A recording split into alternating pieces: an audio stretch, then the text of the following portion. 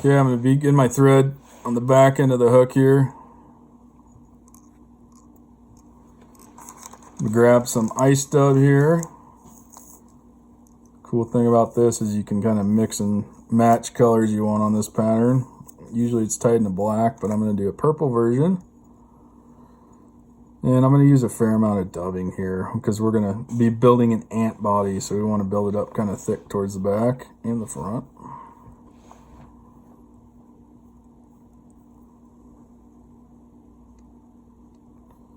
So I'm essentially just building up a rear tapered ball. I didn't really taper it, but just a ball. Okay, so I'm about midpoint of the hook here.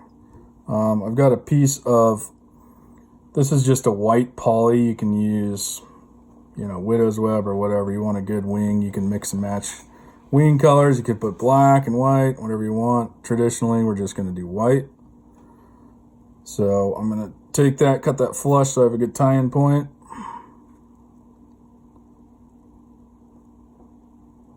I'll tie that in. I'm going to wrap the thread back to about my halfway point. Make sure that's nice and secure. So this is the hackle stacker method of tying the hackle on. Got a piece of black saddle here. I'm going to strip off a little bit, so I've got just a little of the stem. Tie it in. Shiny side is towards me. Fibers are curved away. Traditionally, a parachute, you wrap some thread up so you'd have a base for the thread. I don't like that because it loses a little flexibility when you pull the wing back over.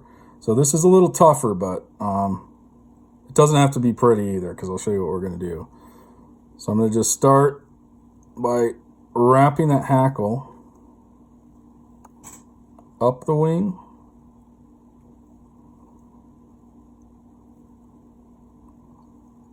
And I don't know, 5-6 wraps or so. Like I said, don't make it pretty.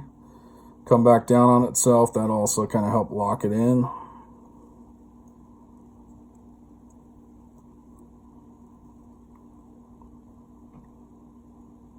going to tie this off. You want to watch trapping the fibers. So very lightly, I'm holding down with my right hand on the hackle that I haven't cut, pulling back with my left hand. I'm going to get that piece of the stem. Do a couple loose wraps there, and then what I'll do is kind of pull forward on that stem so it just really tightens that whole post up. I'm going to go in with my tips, cut off the rest of that hackle. So, kind of an ugly bug right now, but we're going to clean it up. Maybe a few more wraps in the middle there. You don't want to build it up too big. That's going to be the thin part of the ant there where the legs are. So I'm going to go up. I'm going to build a little thread base here. Just, it'll help later with the dubbing. So what I'm going to do next is take that parachute I just did and pull it over. So I'm pulling it forward. That hackle is going to go from there. It's going to go straight up. And I'm going to come in with my fingers and sweep that hackle back. And I'm going to tie off that post. And again, you can pull it forward. If you want to tighten it up, it'll prop that hackle a little more up on the fly.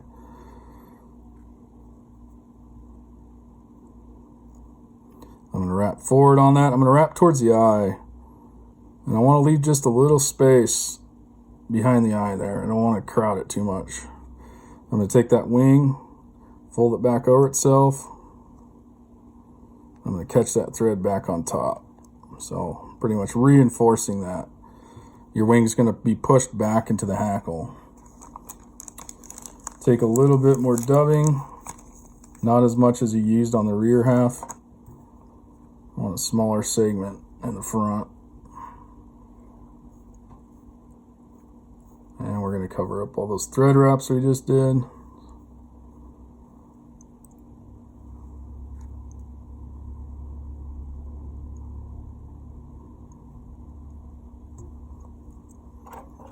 At that point, we'll go ahead and whip finish.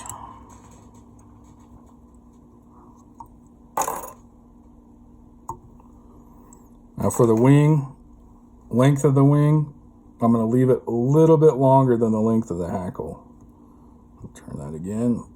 So I'm going to go a little taller. Better to leave it taller than shorter. If you need to trim it down later, you can go in and do it. But as you can see, the bottom, it's got a nice low riding profile, high vis wing. This thing's going to float like crazy, and you're going to be able to see it.